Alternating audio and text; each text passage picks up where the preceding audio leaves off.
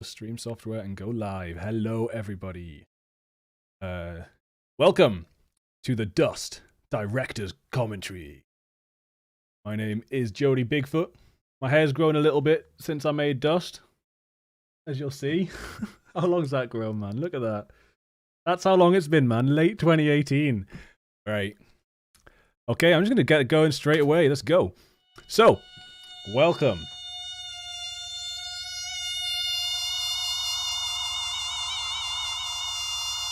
That shot is Fushimi Inari Shrine, and it also happens to be one of the designers of Zelda's favourite shrines and a big inspiration for Zelda. And the Zelda games, A Link to the Past, have been a big inspiration for me as well over the years. I think it helped me grow up as a kid, and I love the mythology in it. A sort of lone boy grows up, comes of age, and defeats the darkness. Every single one of these tori, the sort of red temple gates, they've all at this shrine have been donated. So every single one's been donated, and the writing is from the particular donors.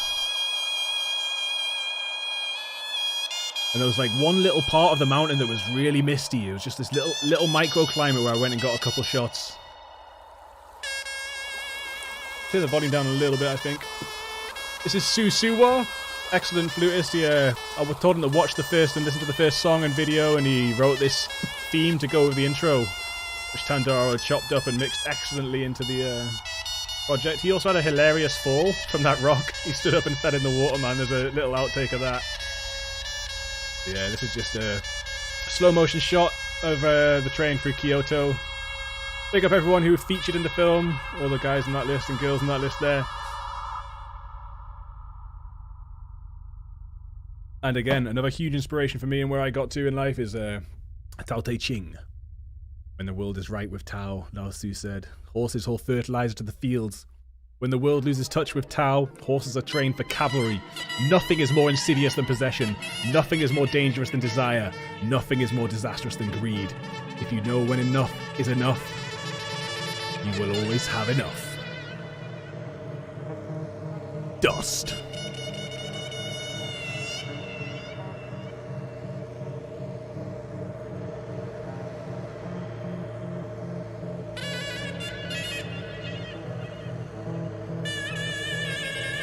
This guy, this train driver, had no idea I was filming him. So, complete secret cameraman work there.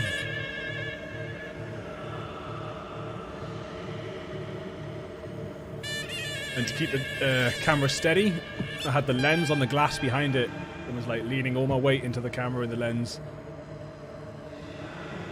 And then of course the slow motion. So the shots like going through the temple and down that train were meant to invite you into the movie, sort of moving through. And then I've invited you in, and now we're showing the the underground rat race here, a sort of cataclysm of capitalism. All these people working so hard in Japan, man. Some of the salary men doing like 70, 80 hour weeks, barely seeing their family until a Sunday. A bit of a crazy work ethic over there, but, you know, got a good economy for it. You can start to hear Osaka Jo in the background. Excellent singer. Really happy that she's been on the journey through all the Trinity Lo-Fi stuff and is actually hopefully moving back to the UK soon, so watch this space. Felt a bit awkward trying to film these people.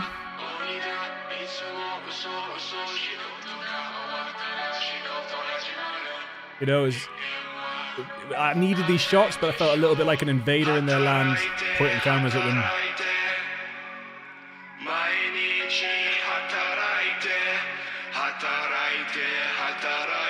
Yeah, quite cold on the colour balance there, the white balance. It does get a little bit warmer in this dawn sun. I couldn't really make these shots cold, so it was a bit of a contrast from underground to overground, but it seemed to work fine. And, these are some of the shots I sent JJ off to get by himself. All the underground stuff was me. And, every day we working to exist and serve the boots aren't the right boots. I left the boots I bought for the movie at home. Interpret worthlessness and search for something serpentless. The trademark boots from Duszt were supposed to be production targets raise the Like, there's supposed to be a set of custom Timberlands, which are like patchwork Timberlands, but I didn't pack them. So I ended up wearing my hiking boots instead. Or they were like on the wrong side of the country or something when I was packing, I can't remember, man. But this is in the northern area of Osaka, where like the business district is. That's actually Tokyo Palace and the high street there. And this is Shibuya, famous crossing. You've seen it in countless movies and documentaries about Japan, so a little bit cliche, but had to go there. This is up next to Osaka Station. And this is another one of the visual metaphors. It's a very dark shot, but the sun is creeping in. So this is supposed to show that, like, there's so many visual metaphors in here I could explain for every shot. So this is the sun creeping into the darkness, and it gets bright, and then it's a little bit brighter, a bit more movement, and it drops. So it's like the sun can creep into the darkness is sort of what this is saying. The contrast between the shadows and the sun coming up. And we're just trying to really capture the monotonous, like, rat race commute, especially. I mean, it can be bad in London and co, but it's pretty bad in Japan, that's for sure, man. Like, I knew there was a guy when I lived there and was teaching English. There was a guy who, like, had spent his whole life at one desk doing payroll for one company. So he went to university, he finished his degree, and he got a job in a company at one desk, and it didn't change. This guy was like 60-something years old. He'd been there like 40-something years.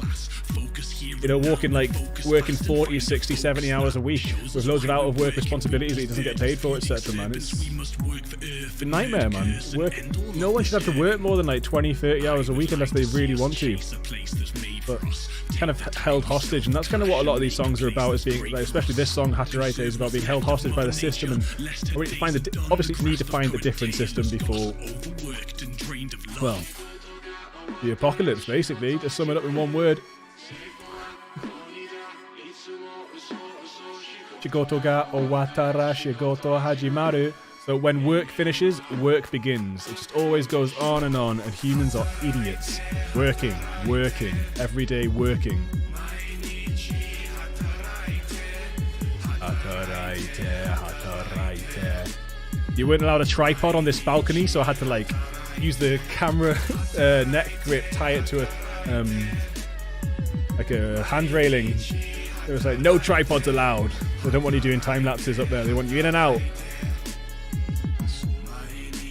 And this is from top of Tokyo Tower. I was busy doing something else and sent JJ up here while I was off filming something else. We were only in Tokyo for 10 days, so the schedule got a little bit cramped. And from Tokyo, we went down to Yokohama, and this is where we filmed Packin', who's an amazing guy discovered on Grime Report YouTube channel. If you're tuning in on the Instagram, get yourself over to YouTube. I'm actually going to I think I'm going to shut the Instagram down because it might just I can't explain it every time. So that's Instagram off.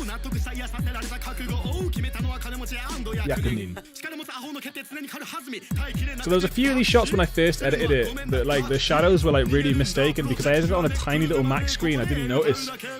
And it took quite a long time for the music to get finished, and it's actually was a, like, cause of anxiety for me at some points because I was like, oh, when's this movie going to be finished? When's the music going to be finished? But it all paid off in the end, and everything worked so perfectly because I had this new computer that I'm on right now that I managed to revisit.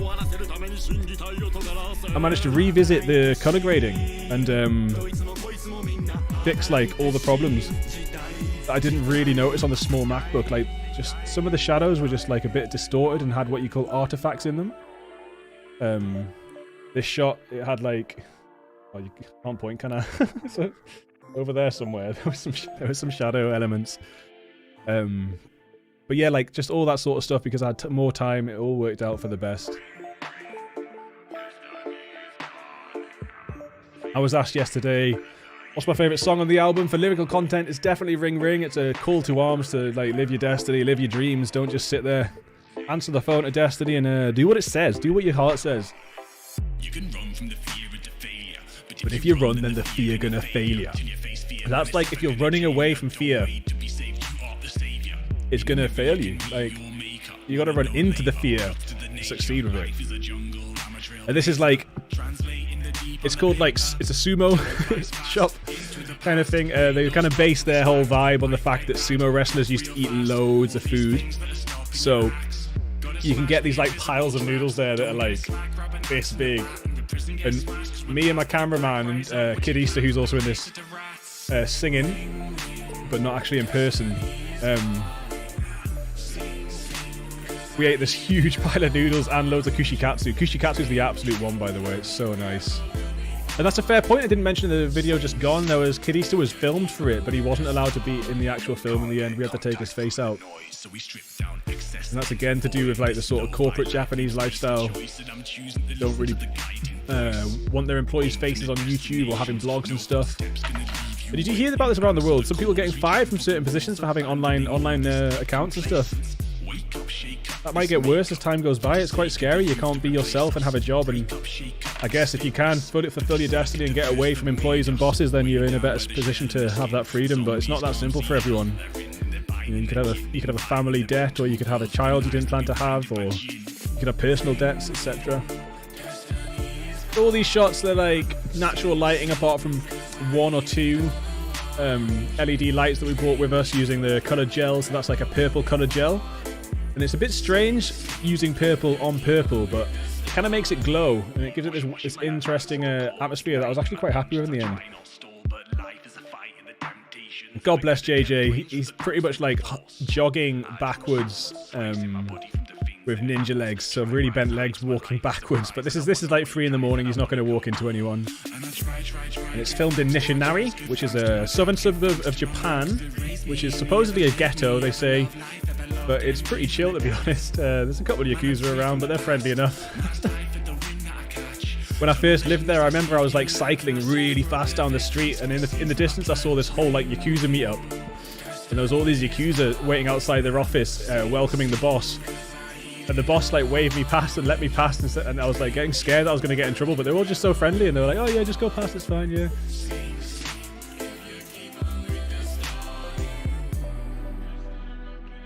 And here's one of the sort of time-lapse shots. This little section of however many seconds of the intro to this song took like a good hour or 2, or hours, and yeah, it can take a long time sometimes just to get the couple seconds through.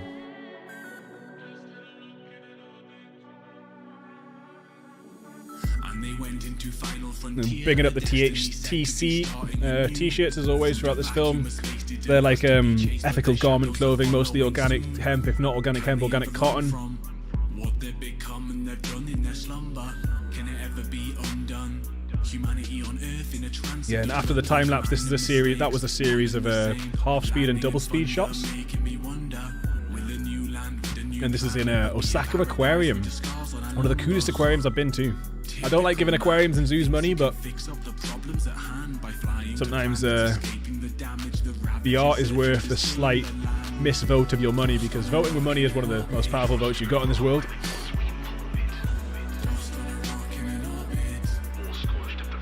So it's good to boycott anything you don't agree with and put the money into the things you do agree with. But I mean, I needed these iconic shots of the jellyfish, so sometimes you just gotta spend that tenner on the slightly immoral business that locks up fishies in a cage. As you see that manta ray, and right now you can actually see the tail of a whale shark. They've got a whole whale shark inside. It's so not fair. They're like migratory sea beasts. They shouldn't be in a little glass cage, man. Kind of what the metaphor is though as well. Like, so the jellyfish is a metaphor for dust itself, so like physical dust like the normal word, but also the metaphysical dust that's in the Bible and what this whole album's a referral to. Do you think that you're more than the dust, but you were just dust, trust, and you'll return to the crust, everything dies and everything rusts, everything dies and everything's dust. And that's what these jellyfish are sort of a metaphor for, just like floating through the void. It's all we really are.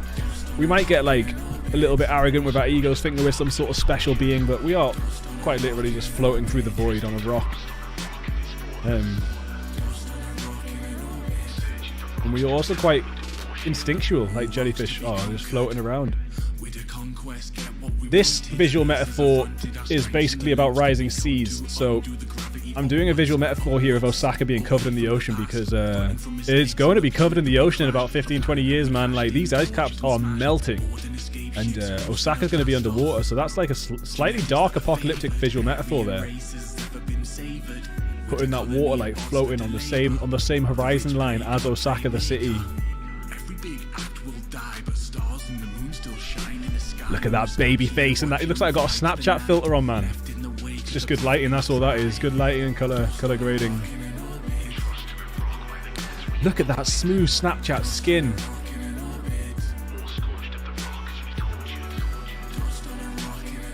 Man, I love this shot so much. And the credits too, the outro with all the heaps of jellyfish floating around. We're on to one of the less deep songs now, and it's called Where Is the Style? It's kind of just asking, like, instead of replicating hip-hop and replicating tropes of a genre, where's, like, the innovation and personal style? Like, where's your soul? Who are you? Like, you get a lot of MCs doing, like, fake patois, fake American accents, etc., putting on a personality, pretend to be gangster when they're not, but who are you? That shot with all the pictures, that was another hour or two, and we tried to get it around the corner from here, actually, where I am now, but we actually there was some buskers, rockabilly buskers, making an absolute racket, and the police came and chucked them away, and we also got booted out of the area by theory of association, just because we were white foreigners too. So even though we had nothing to do with them, because we were there with a camera and we were also foreigners, we got kicked out. We had to go somewhere else to get the shot, but again, it worked out for the best. So it was one of those, like, guzen things, destiny in Japanese, guzen, that actually made the shot better. But it's worth noting, Japanese has two words for destiny, guzen and hitsuzen. The former meaning, like, destiny, and the other one meaning, like, chance, like luck, chance, destiny. So when something happens randomly, but it's like chance, yeah. So one that's meant to happen and one that happens by random. Some of those stickers are still up, man. Those Trinity Lo-Fi stickers, I still catch them every now and then on like Instagram pages that post Osaka and Tokyo graffiti. I'm also remixing this song this week, so well, the song's remixed by some guy and some G or some guy, one of my favorite UK hip hop producers, and I'm just gonna remix the video, I think. I definitely used all the best shots, so using all the spare shots, because I might have to use some effects and stuff to make it really work.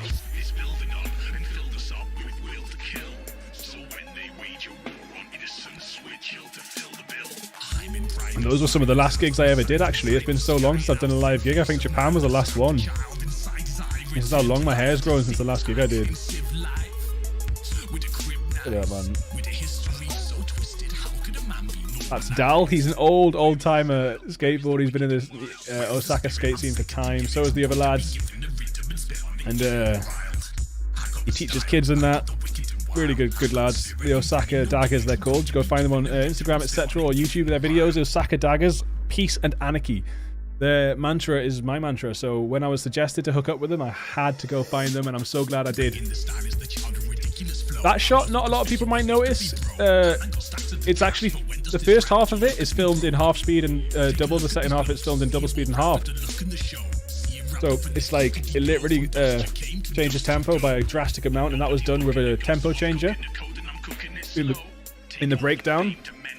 And yeah, it was a bit of an experimental shot that in theory would work.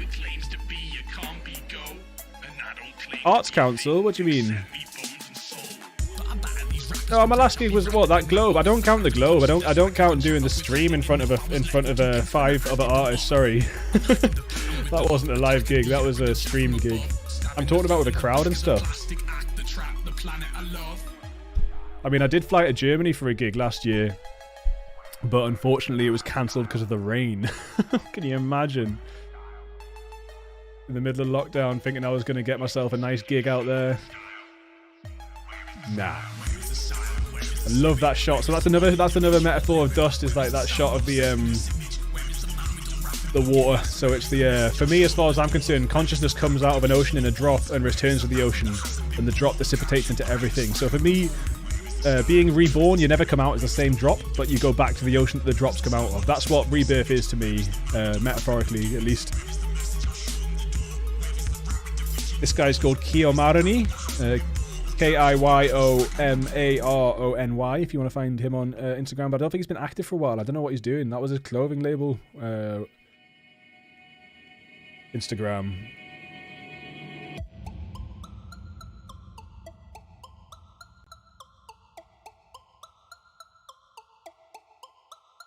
And this is actually one of the same crossings from the opening shots, but filmed from above and at night. And this is Catherine Nysin, who was suggested to me by Packin when I was asking for who else I should work with. And excellent recommendation, Packin, thank you. Terasha hit. No geisha. No geisha. Ma idensha hataraite shinudake fuck no seikatsu. That means working till you die. Fuck this life. Yeah, man, I'm going to start just studying Japanese again, I think, soon. I want to write more Japanese lyrics. I love it. I've been listening to so much Japanese hip-hop and grime recently, man. It's got so much potential for a rap language. Obviously, that potential is fulfilled by the Japanese, but I want to try and I want some of that potential for myself.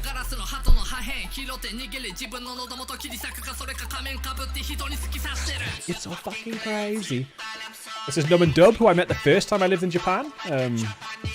I was filming for the boss of my English teacher, English school, who was also a DJ for Ministry of Sound. And there was like an Australian woman coming over to sing for Ministry of Sound gigs. And it was really interesting. There was this like Ministry of Sound thing going on with like house music and that.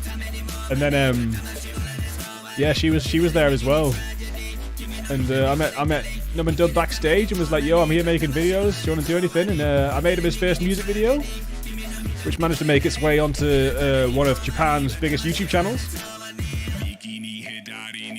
Icy Tragedy. And that is Super Tamade. That is the best supermarket in the world. Just Google Super Tamade and you'll see it. It's like all these techno signs and all these neon signs. Like the fish section's like a neon fish. Fish. And I've had food poisoning there, I think, like more than once. There was one time I had it and I couldn't move for like a day. I went to watch a movie at one of Osaka Joe's friend's house. And I had so much food poisoning I couldn't leave for like 24 hours. Super Tamade food poisoning. I still go there, I still eat. I just don't eat I don't eat the reduced bento boxes, or maybe even the bento boxes full stop. That's the time-lapse from Tokyo mixed in with the shots from Osaka. There is a bit of blending of locations sometimes. This is also back in Nishinari, the so-called ghetto, and the sort of karaoke bar arcade. Like nearly every one of these shops is a karaoke bar. It's crazy. I'm so lazy, I don't give a fuck like the Japanese society. You know the karoshi. Karoshi is overwork death. So this is another song about overwork. I want to not just be the foreigner talking about Japanese culture. So I asked these guys if they would be happy to contribute to the subject in a more of a dubstep song, a dance song. And they did. So Catherine Nysin made that heavy verse, which you can see the translation of the subtitles on YouTube.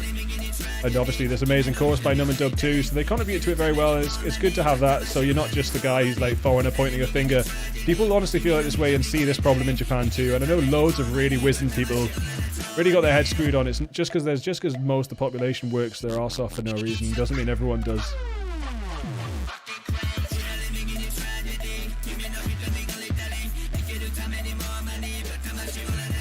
Yeah, this is also like the business district, but those other shots when we were up on the bridge, like we met this crew that were doing like just random street rapping. We filmed with them. And this balloon, we finished shooting and we were sat down having a beer. Super Tamade is known for their bright neon signage, having cheap food of dubious quality and freshness. That's hilarious. Tandoro, cheers for the Tamade Wikipedia. Bright neon signage having cheap food of dubious quality and freshness.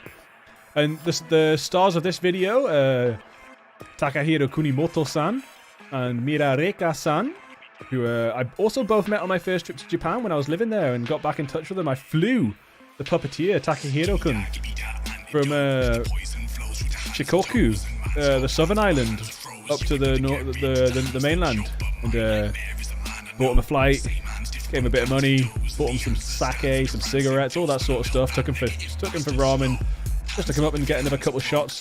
That fly is also one of his little puppets. And Mirareka, the beautiful woman I met first time I was in Japan too, who does like bondage and shibari stuff. So we got her back in on it too. Hands on a string. It was weird. I filmed one music video with the puppets called Lovelino. I filmed a music video with Takahiro and Lovelino the first time I was there. And like, puppets have a life of their own, man. He feels weird. Like, when he was in the box, I was like, sort of like anxious to see him, and I wanted to see him, and Takahiro got him out the box, and I was like, oh, hey, Lovelino! And it was like, I was excited to see a puppet. It's surreal, man. He's had that puppet for so many years. He made him himself, you know, he looks after him, replaces the parts. It's like, he's definitely got some form of consciousness. I can't explain it, but I do believe that everything is consciousness, though. So, of course, a personified immaterial object can probably take on some sort of consciousness and life of its own.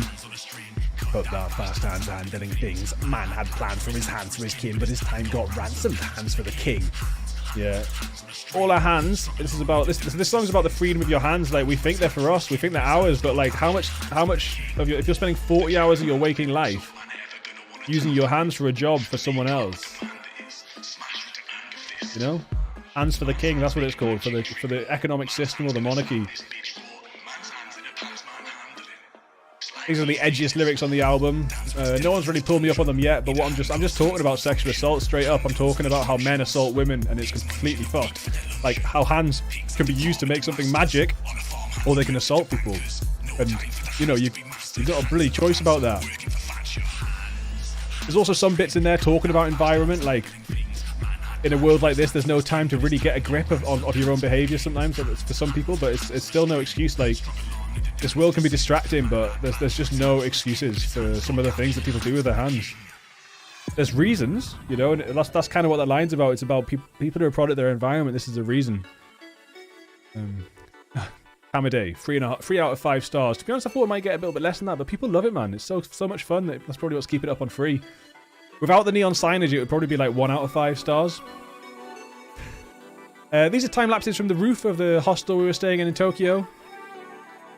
I was getting up before sunrise and going up there and reading my book and doing time lapses. It was beautiful. That's Tokyo Tower on the left as well. That's where the daytime to nighttime time lapse is. Oh, I can't wait to see Joe. Come home, Joe. Let's make some music. Your strokes, my teeth, leaves me golden. No thoughts weighing on me, praying on me to bring me down. They were shots, time lapses next to Osaka Castle, and this is Osaka Port. That one was actually reversed, so that was interesting. That was a sunset time lapse that I reversed to look like a sunrise time lapse. Cheeky, eh? No one would have picked up on that one. But if you look carefully, think the boat's going backwards. This is Alexander Burney, a guy I met when I was working in Canada, saving the money for this project, who I actually managed to persuade to come to Japan and do the Shikoku Hachiju Hachi pilgrimage that I've been dreaming of doing for years. And it's going to be the first thing I do when we can travel again, if we can travel again, and when I've got money, if I've got the money again, is the 88 Temple pilgrimage in Japan on the island of Shikoku. So yeah, you can see that little Canadian flag on his butt there. That's a little homage to the fact that Canada paid for this film, and also it was one of the best times of my life in Canada. And also, I think the best 2 months of my life full stop were filming this though. Honestly, very honestly, these are the only shots I don't like in the movie. I feel a bit awkward. They were kind of meant to be like super chill. I feel a little bit awkward about them in some way, but that's kind of that was part of the creation process of this movie, was like stepping away from the aggressive ego hip-hop and being like comfortable just talking about Buddhism, talking about Taoism, talking about like, the second half of this album is like, call it rap. It is time's got to find that. I'm slightly tonal talking, really. It's very chill, so it's like having to come to peace with the fact that you're not always just like some energetic rapper, and it's not. So I'm also encouraging other people to seek deeper. So I obviously had to do it myself first, and it's like it was. I mean, the whole thing was a process for me. It was, even though I made it as a process for other people. That's the thing. Helping other people, right? You help yourself, man. Or trying to do a good thing for other people, you do a good thing for yourself. Those flowers, man, look at that. Oh.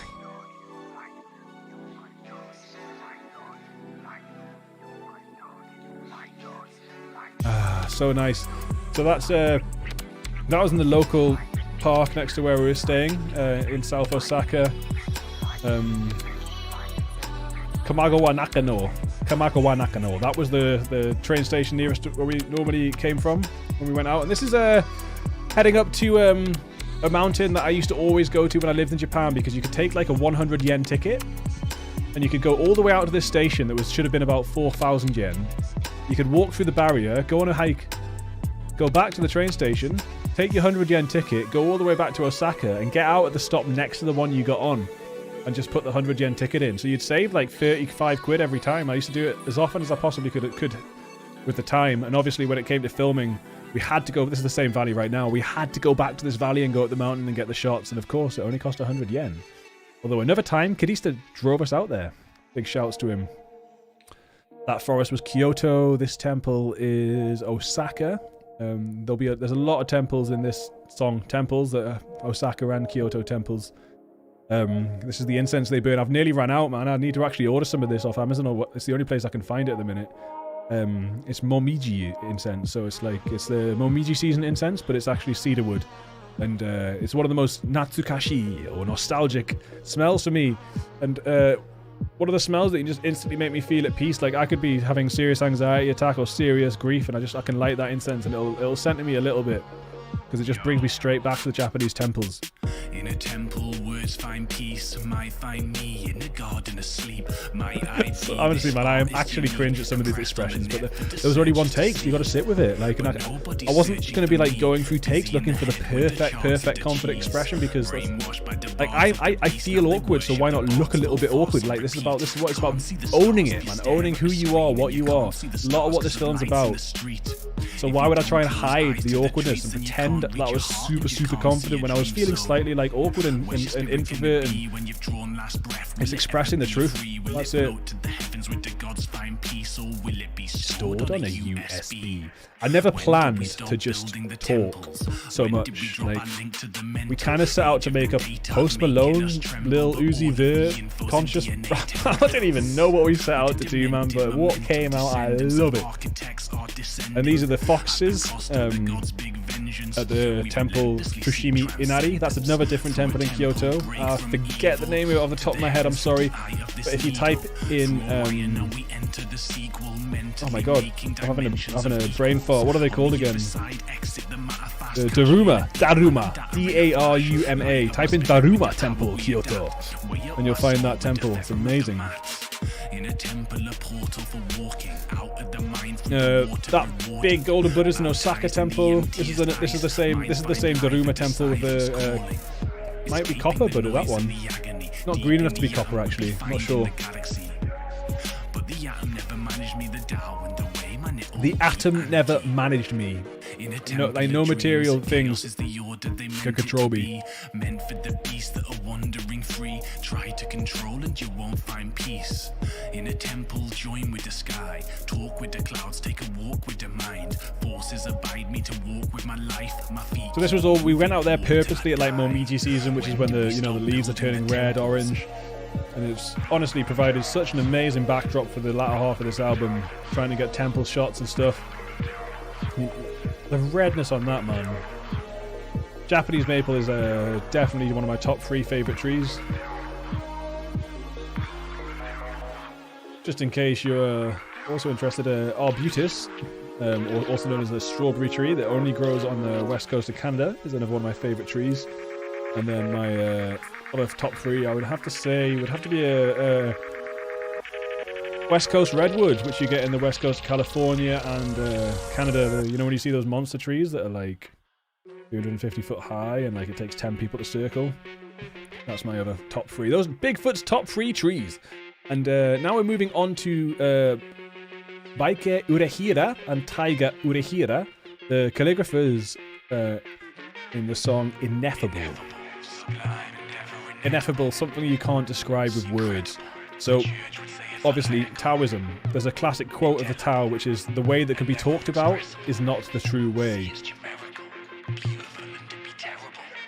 And that's what this is a song about something you can't talk about. So the opening line, trying to talk about what cannot be talked about.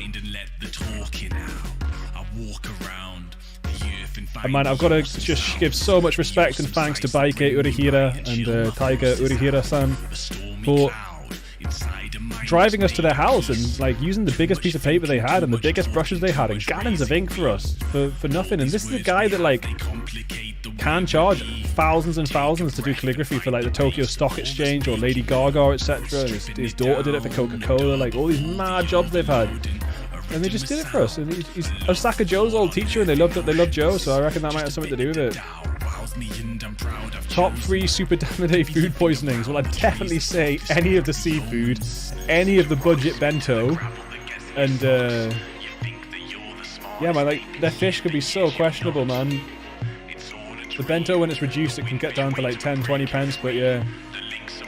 And probably meat. I don't think I've ever eaten meat from Tamade. When I was in Japan last time and I was buying meat, I went and got it from the butchers. Never bought it from Tamade because I'm scared. So meat, fish, or reduced bento is the top 3 Super Tamade food poisonings. It's chimerical.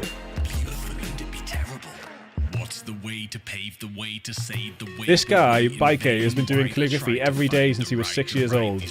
That's a master. You wonder why you're not good at something? It's because you haven't been putting the time in. Straight up blunt. Put the time in. And you'll be a master. Every day since the age of 6. He's in his 40s or 50s now. And he's just such a beautiful soul. What an amazing person. And what an amazing calligrapher. I really want to see him again. I need to say, when I've got some spare money, I'm going to send care packages out to all the guys that helped us out, because they all just deserve a free t-shirt and poster. I ain't going to make any profit from this movie though. Absolutely no way.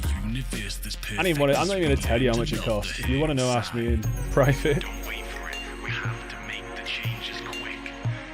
Oh look, it's young Jody, 3 years ago. Look how young he is. Oh, I think I aged about 5 years in the past lockdown 1. Tiger, I think he's early 20s, mate. I'm not exactly sure how old he is. Tiger's probably in his early 20s. But yeah, Tiger's going to be a master calligrapher too. Wouldn't it be terrible? So chimerica was one of the, it's literally it was the only word left that I could rhyme as an A rhyme. And chimerical means a mix between human and animal.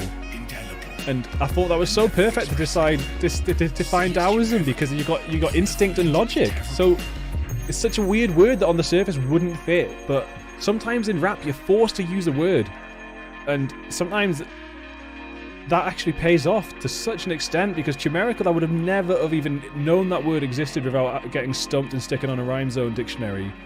And it was like, of course, chimerical! Chimeras, half human, half animal, what? But it's just so perfect to decide the Tao, to describe the Tao.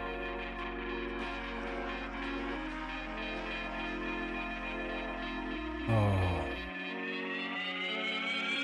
So many more things I want to study in life. I want to study Japanese, I want to study calligraphy, I want to study taiko drums, I want to study more fighting. It's just... I've definitely pissed a lot of time up on the wall computer games in my life. Definitely guilty of that. And a lot of time travelling and working. Like, sometimes the adventures I've been on just take up so much, and it's like sometimes just not time for the what's the word? Like academic learning, but you're learning, the soul's learning, trust. Like any adventures like that. I've been on like 10 heroes journeys, man. This is also the same valley that I was talking about, where you get a ticket for 100 yen, but it was actually a section of it that I'd never been to before. And I went on a little bit of a mission to just discover new areas and found these excellent little spots.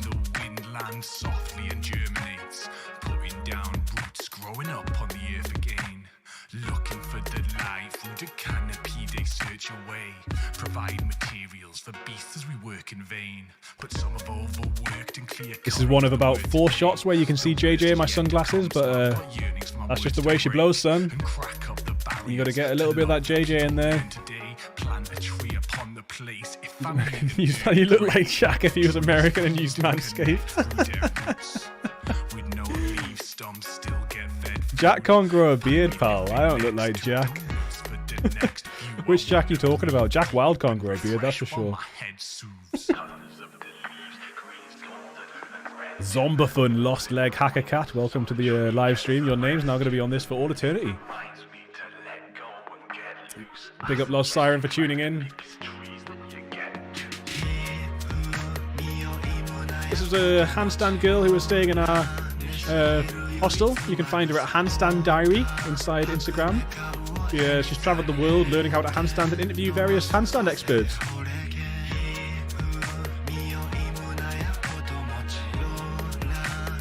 Jack Septic Eye. Anyway, do I know him? I don't know the nickname Septic Eye.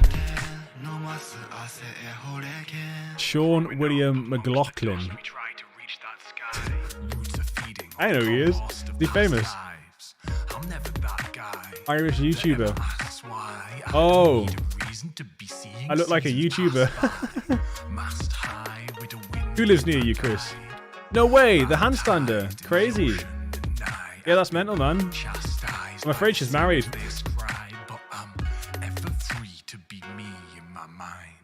Colors of the... And also, this is an important point in this song. Christian Tandaro cut my verse in half, and I was like offended and upset about it. But if you ask me now if you could put that half back in, I would say no! Don't put that verse back in. It's perfect.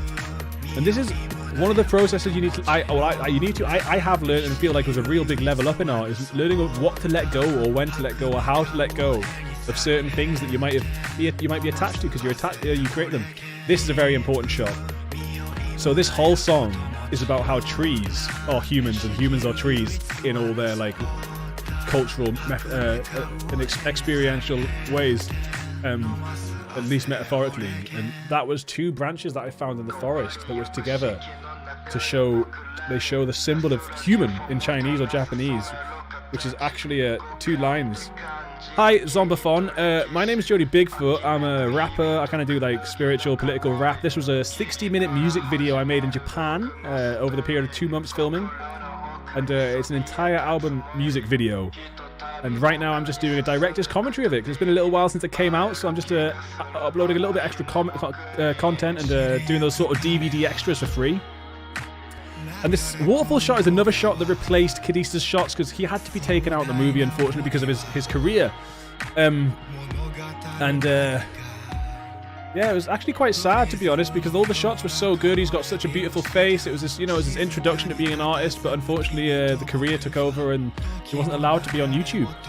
So we just put this one long shot in of a waterfall, and again, just it all works out in the end. It's so sad to let go of the shots of him, but it's just this one waterfall shot where it just pans from left to right and then tilts up. Just so nice and peaceful, and lets you really immerse yourself in his lyrics, whether you're reading the subtitles or not. So this is Mino Falls, M-I-N-N-O-H in English, Mino Falls. And it's in the very north of Osaka, like it's the end of the line for the train. And then there's a hike up a mountain.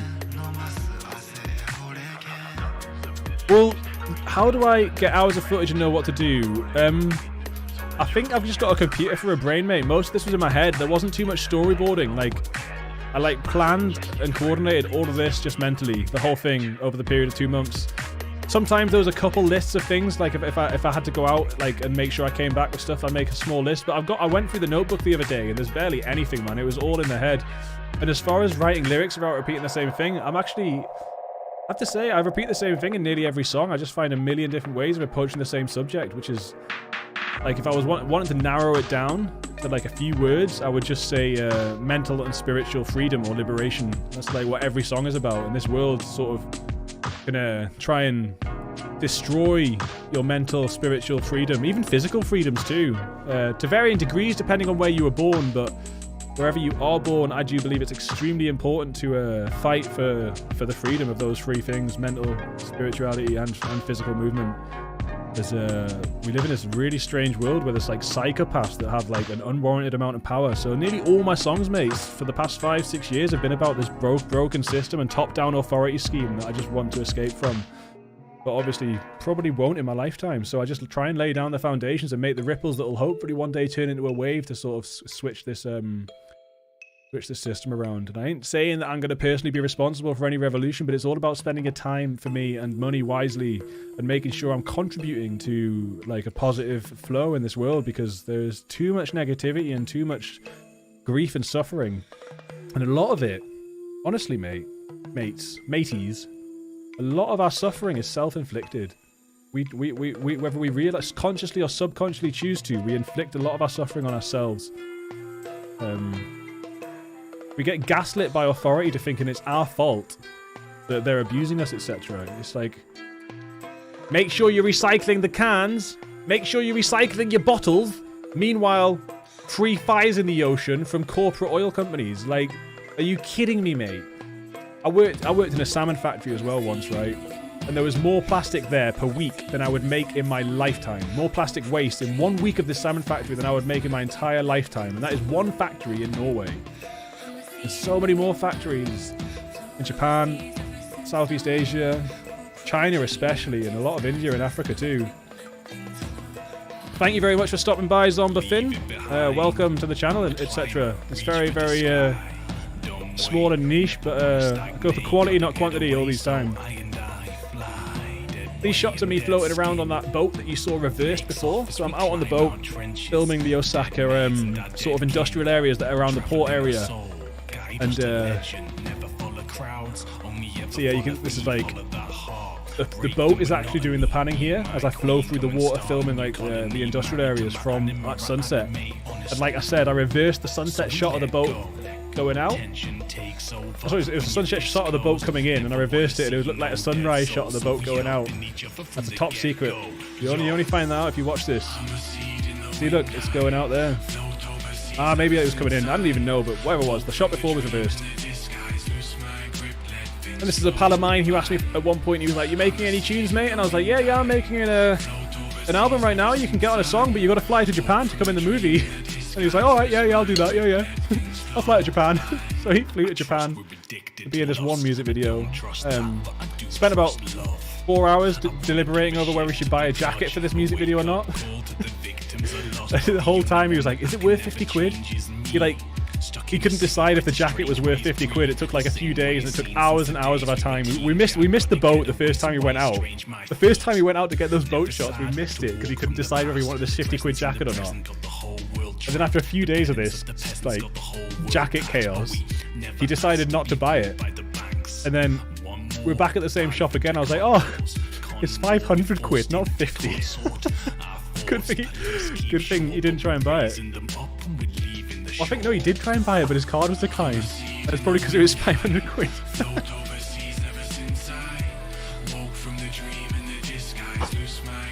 So these are more visual metaphors for what I consider to be the eternal void of consciousness, is an ocean, basically. So, it's also float overseas is one of the lyrics, so, you know, boat floats overseas. Hop off the bus. This is a song about traveling free, you know, getting away from your hometown, going on a journey. Davey himself is also a bit of a traveller, so he's talking about being in Bangkok a little bit. Hop off the Bang Sue, the end of the line. It's like the last stop when you're leaving Bangkok on a bus if you want to go out to the countryside. And this is Momiji, the autumn leaves with the autumn lighting. And that's mold on the lens. those circular artifacts you can see, that's a light artifact, but the little blobs you can see inside that is mold. But this is a different lens, so we get the same. It's called bokeh, B-O-K-E-H. When a light is out of focus, and it's a different lens, so you don't get the mold. But the other one had the bokeh on it. The mold on the bokeh was like actually mold inside the lens. It's crazy. What a handsome chappy, eh? And, you know, he's in touch with his emotions. He can cry. This is such a good shot, man. His tear comes out and it's just like, "See you later, Davey." So, again, one of the big parts of Taoism and is honesty, connection to your emotions. So that's what this shot with, like, it was literally just tears from the wind or whatever, but we used it as a visual metaphor to say emotions are okay. So, you know what I'm saying? And this shot's to introduce the next song, Stars. Like, it's supposed to look a little bit like going warp speed. I'm just walking through a tunnel of fairy lights. There's often like little hints of the next video at the end of the one before it, etc.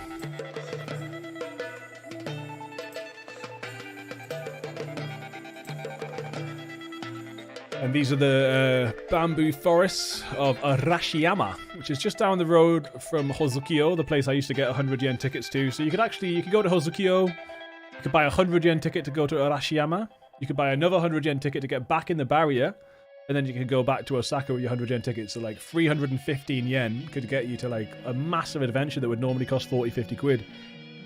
If anyone is going to Osaka and wants specific details on how to do how to cheat the system to go to the countryside from Osaka, get in touch. I'll give exact details. And this is the producer himself, Tandaro, on the guitar. Absolutely killing this last song. So this is Stars.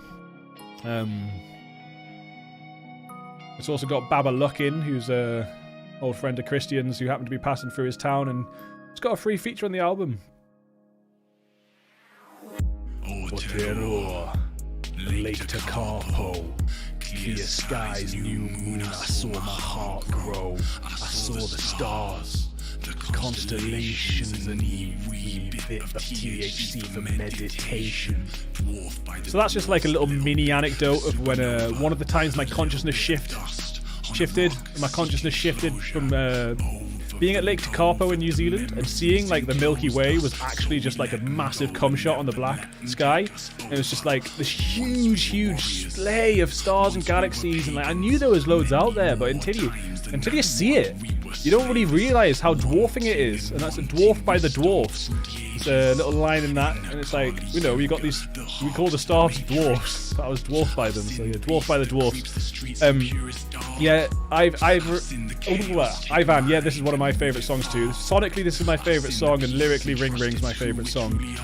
And thanks a lot for dropping by, man, and cheers for all the support with the album and that. We can do an interview anytime soon. I've got this all streaming set up ready now, man. Like, got a green screen phone call if you want, or I can just do Zoom with my posh microphone.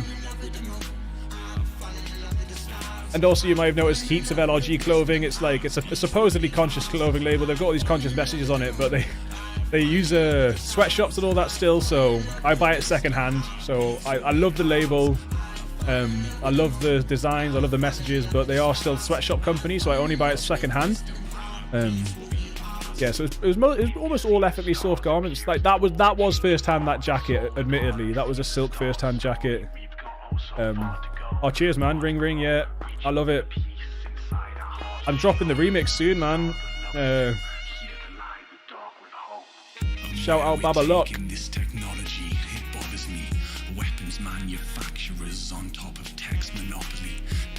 That is the only layered shot in the whole movie. I used to, a lot of the time, a lot of music videos I made would have layered shots. But that is the only one. And the visual metaphor of that is just the soul outside the self. So it's like, let your soul out. These are like, see, some of these shots, like, all these visual metaphors, like, they could completely go over their head, but they're meant to go to the core. Like, that's what a metaphor is. It's like the language of dreams. It's meant to be connected to your subconscious. There is no like literal narrative in this movie, but I tried at least to design it as a visual narrative that would affect your subconscious in some ways. Hold that thought on interview, and we'll do it big. Ivan, you're a star. I can't wait to meet you. Thank you so much. When things open up, let's go for a pint or something, or go to a gig together or something.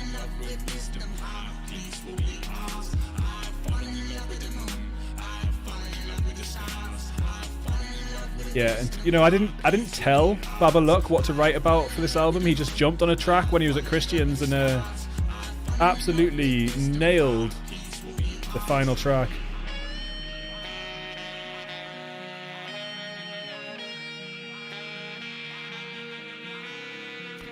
And also big thanks to any of the other instrumentalists that are on this album, such as the saxophonist right now.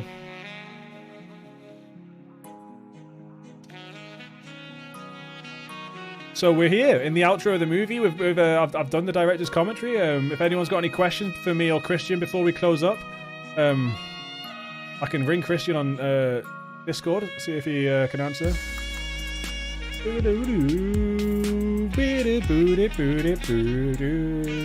Christian, if you can hear this, you're getting a phone call in a second.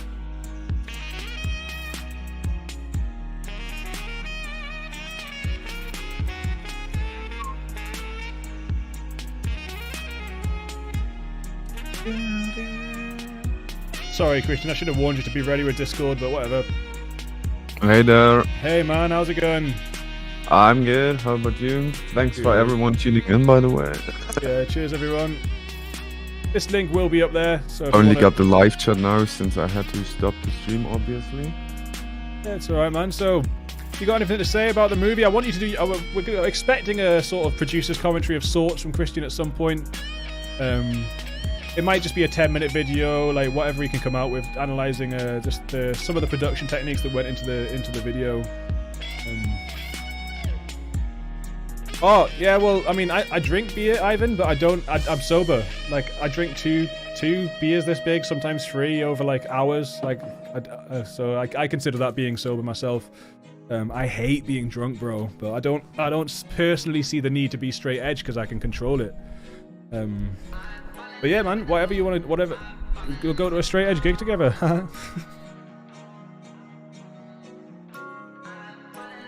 I've got like sparks and seeds I want to plant in the northeast, but we need like connections, man. That's why I moved back here, to connect with the scene and stuff. And gig, but it all got cancelled. So yeah, Chris, anything to say, mate, about this movie before, just any poignant points aside from doing your own little video? Well, man, it's been an amazing journey. We've been working on this thing for so long, but it turned out so nice. And every time I watch it, like, I can't believe it's already over again. It passes by so quickly because there's just so much to see, so much to take in, so much to, process and learn from. So yeah, I'm still pretty amazed by what we came up with.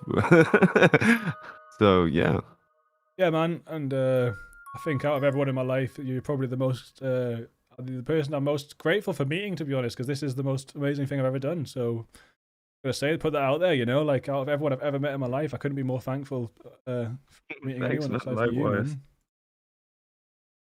And the beautiful thing is, it's not just that. Like, it's not like this is a business. It's like we became really close friends through this whole process. It's like, it's really quite beautiful.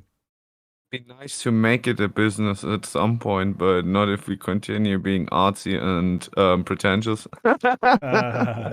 Well, the whole point, this is not meant to be pretentious. This is me with my heart on my sleeve. Of course, I'm kidding, man. But yeah, it's meant to be, the whole thing's meant to be anti-pretentious. This is me putting my heart on my sleeve to show what that can be in some ways. It was quite nerve-wracking in some ways, but also just like Only now noticed you put the puppet into the credits. That's cool.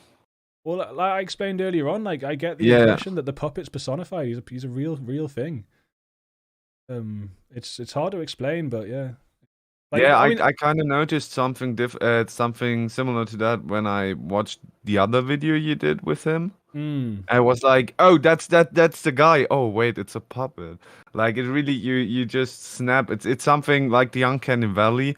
It's human enough for you to trigger certain responses, I'd say. Before anyone leaves, has anyone got any questions? People are already leaving, so maybe there isn't going to be a Q&A. But thanks for tuning in anyway. If you've got any questions, if anyone's watching this in the future and has any questions, feel free to reach out. We'll be here. I'll hang on another couple seconds, see if any questions come through in the chat, but it doesn't look like there's going to be a live Q&A here. Unless, Christian, you got any questions for me? Anything? We've done this before, just me and you asking each other questions, though. We did it right after the premiere, didn't we, on Instagram, which is another thing you can go check out if you really want to dig deeper. Me and Christian spoke for like an hour and a half on Instagram TV live after the actual premiere happened. You could maybe rip the audio from that and upload it like a podcast here. That could be a thing. Yeah, definitely, man.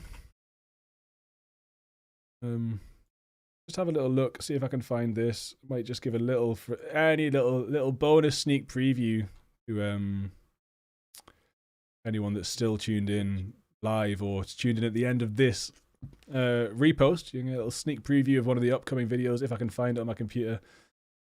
Yeah, if you're still here, you're a real one. You obviously already subscribed, but for the case you haven't, do that. Leave a like, ring the bell, and all that good shit. Yeah, there's 4 people here, but no one's got any questions, so I'll say good Don't night. be so shy. Chat, what's up? Hi, chat. That's one of my favorite memes I've seen recently is the video of that kid getting interviewed by the policeman. It's like, who is this chat you're talking of? Are they in the room with us now? Is this chat in the room with us now? Yeah, maybe Humble Japanese isn't yeah, some or it was. But we've got remixes coming out soon. We've got some more originals coming out soon. Christian's about to mix some crazy reggae hyperpop dub. I don't even know. We don't even know what it's going to turn out like. Christian's going to go wild with all his latest musical influences and mix some of the oldest songs me and him made, mixed with some of the newest songs I've made right now, all into one crazy mixtape of time and space and genre. And I actually I don't want to hear it until it's finished, Chris. It's all on you, okay? I don't want to tell you what to do or anything. This is your anarchy time. I'm going to have zero authority, right? Yeah, you'll hate it at first, but after a few listens, you'll love it, I guess. I'll probably going love it at first, man. I can't wait to make the music videos. That's the only problem with this theory of only hearing it when it's done is I can't prepare the music videos too much. But that's fine. I can't wait. Yeah, well, you can come up with basic concepts, but to match the lyrics, of course, but sometimes it's more than that. Like it's yeah, sometimes you just gotta pick up the vibe and go with that. Right. Well, no questions. Anything else to say, Chris? Thanks everyone who tuned in. Was a great time. Awesome to learn something about Super Tama Day, and yeah, we'll be back soon. Talking more about this whole crazy thing we did, and hope to catch all of you then. Yeah, thank you everybody. Like, subscribe, follow, and t-shirts, etc. are available if you want to support the cause. Peace out.